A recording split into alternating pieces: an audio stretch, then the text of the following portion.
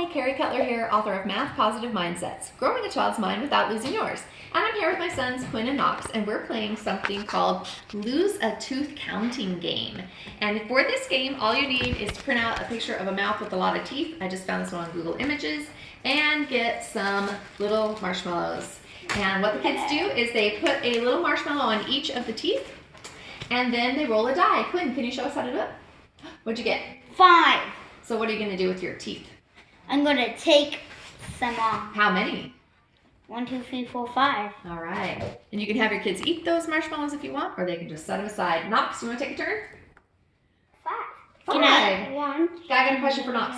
Knox, how did you know that this was 5? 2, 3, 4, 5. Okay. Knox, how did you know that was 5? I didn't see you count them. Because it was 1, 2, because I counted the numbers up to 5. You just recognized the shape, actually. That's called subitizing, when a child can recognize the number of pips on a die without counting them. That's a really good skill to develop. 1. I hope you'll give this game a try with your kids. Have a great day. 5.